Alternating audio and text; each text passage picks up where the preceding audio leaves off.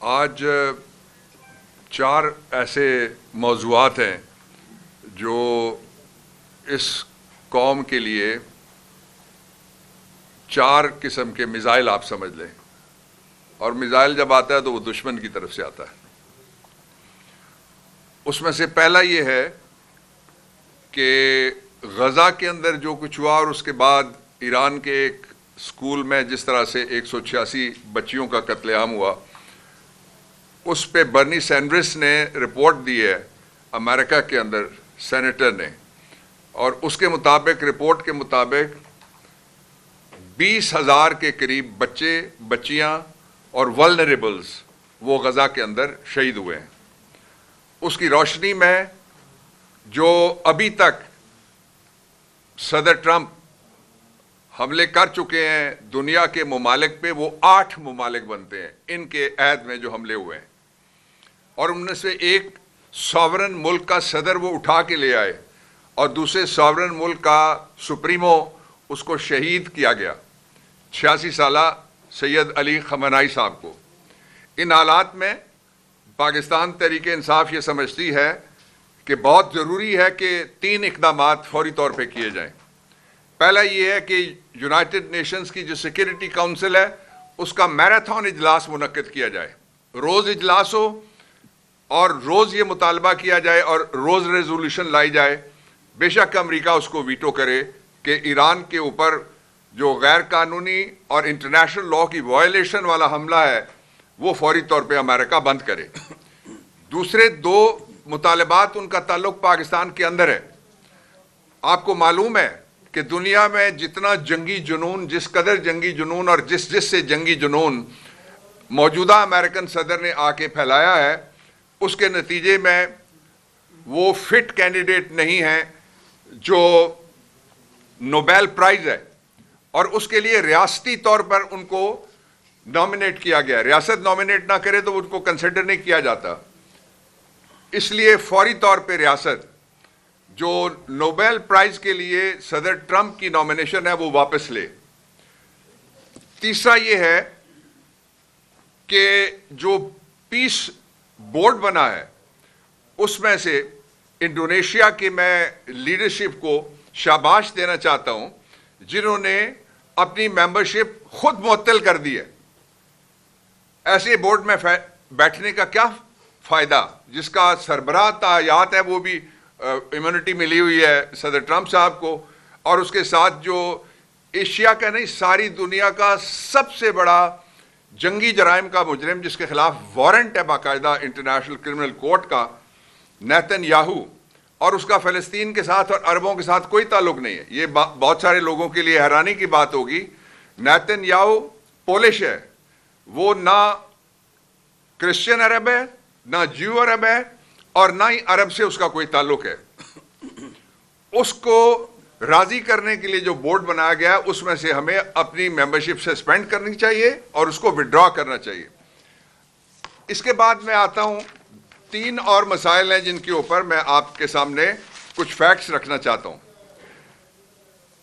سب سے پہلے یہ ہے کہ پاکستان میں 47 مزید لوگوں کو اس سے پہلے 7 جگہ کے اوپر، اور ان میں سے اس کے علاوہ ہیں 4 جگہ جہاں پہ ملٹری ٹرائل کورٹس نے فیصلے کر کے لوگوں کو سزائیں دیں، اور 7 مختلف جگہوں کے اوپر سزائیں دی گئی ہیں۔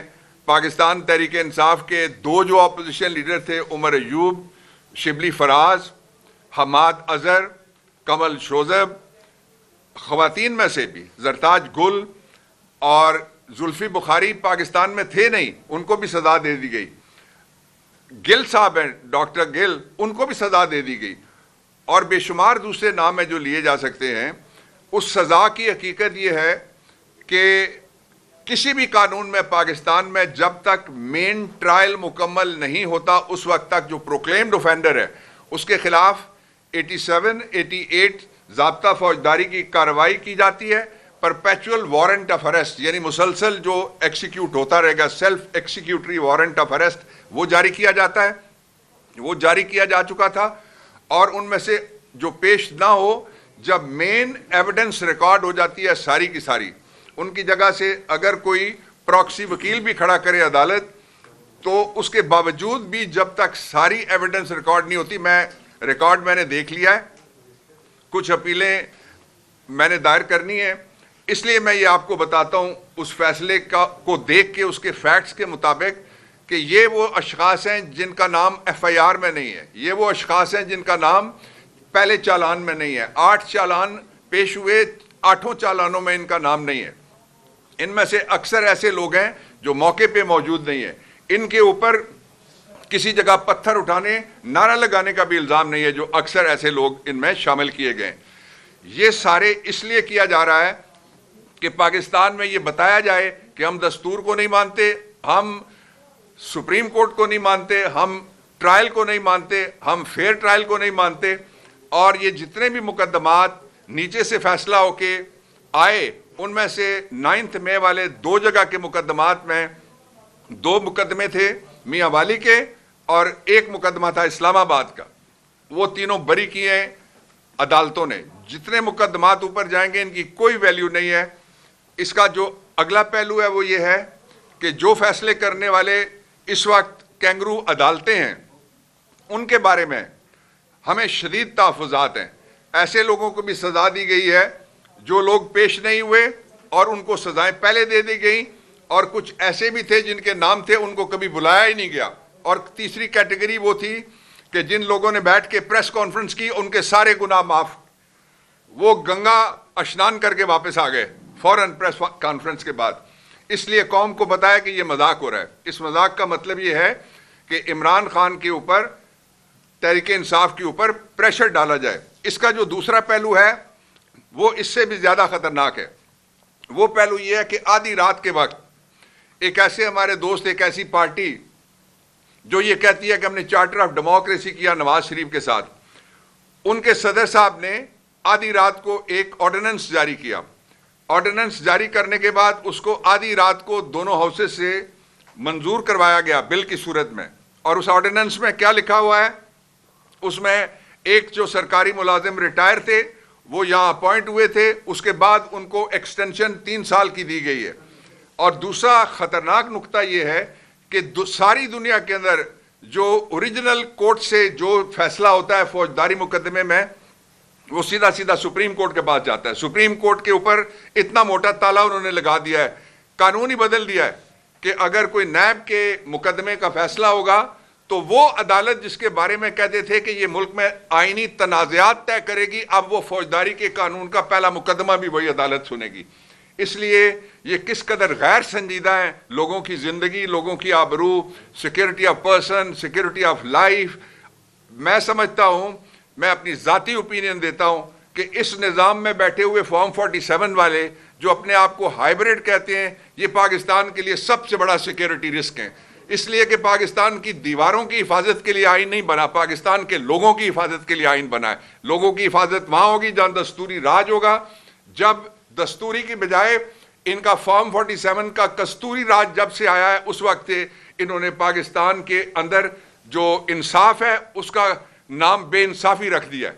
انصاف کسی جگہ سے بھی نہیں ہوتا. کل عمران خان کے کیسز لگے ہوئے ہیں, قوم دیکھے گی کہ کتنا انصاف ملتا ہے. کل عمران خان کے کیسز لگے ہوئے ہیں, قوم دیکھے گی کہ کتنا ریلیف ملتا ہے. کل عمران خان کے کیسز لگے ہوئے ہیں, قوم دیکھے گی کہ کتنی فیئر ہیئرنگ ہوتی ہے اور کتنی ایکسپیڈیشیس ہیئرنگ ہوتی ہے اور کتنی جسٹسیبل ہیئرنگ ہوتی ہے. دوسرا اس کا جو پہلو ہے وہ یہ ہے کہ آپ نے دیکھا کہ جو راجہ سکندر صاحب اور دوسرے جو ممبرز تھے الیکشن کمیشن کے, ان کی ٹینیور ختم ہوگی, وہ ابھی تک بیٹھے ہوئے ہیں. اور اس میں لکھا ہوا تھا کہ لیڈر آف دی اپوزیشن کے ساتھ باقاعدہ میننگ فل کنسلٹیشن ہوگی. اس کے اوپر سپریم کورٹ کی ججمنٹس بھی تھی. جو نیب کا قانون ہے اس میں سے consultation with the leader of the opposition وہ اڑا کے پروویژن, یہ سیکشن 6 میں لکھا ہوا ہے, وہ اڑانے کے بعد نیا جو قانون ہے اس کے مطابق 3 سال کی ایکسٹینشن دے گئی ہے.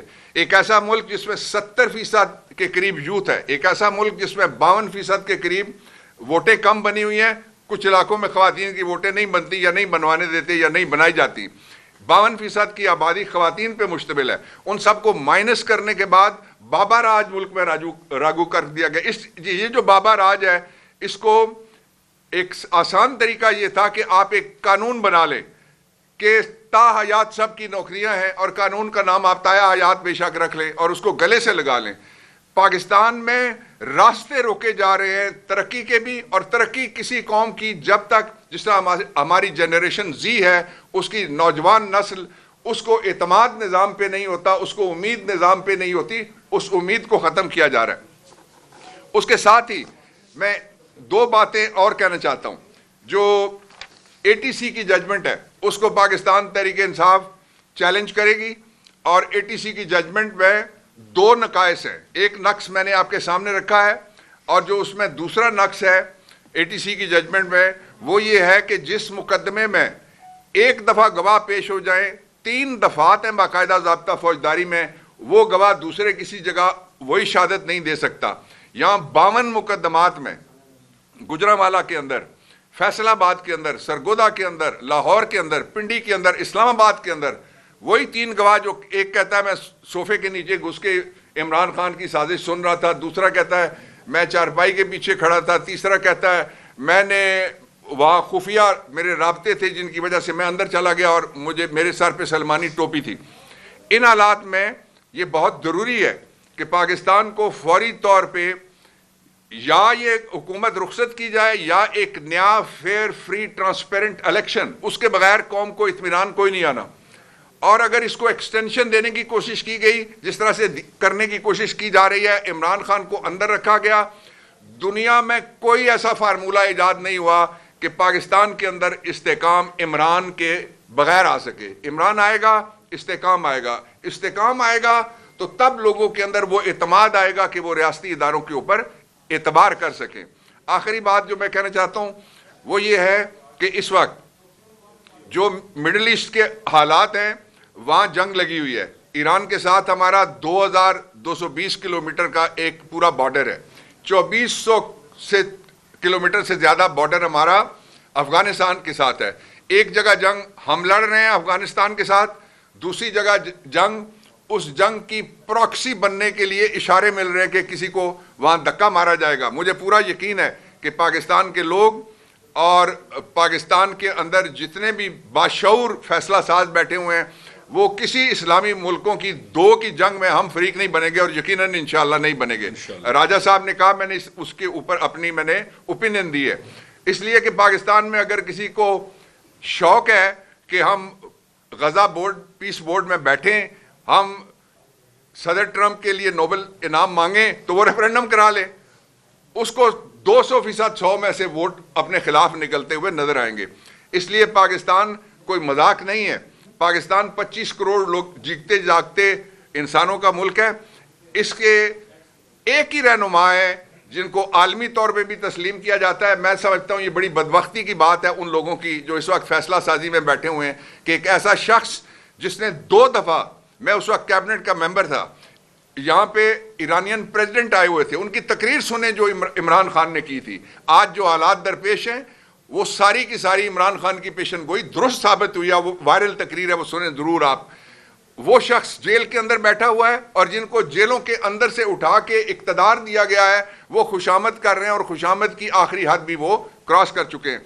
فوری طور پہ عمران خان کو رہا کیا جائے, فوری طور پہ جتنے سیاسی قیدی ہیں ان کو رہا کیا جائے, فوری طور پہ گفتگو کا آغاز کیا جائے جو بلوچستان کے اندر اور جہاں جہاں جو کے پی کے اندر اور ماورائے پاکستان جو بارڈرز ہیں وہاں بھی ری تھنک کیا جائے. اگر ری تھنک ہم نہیں کریں گے تو حالات ہمارے کنٹرول میں نہیں آ سکتے. اتنی بڑی جنگوں کا ایندھن ہمارے بچے نہیں بننے چاہیے, ہمیں نہیں بننا چاہیے, ہمارے وسائل بھی نہیں بننا چاہیے.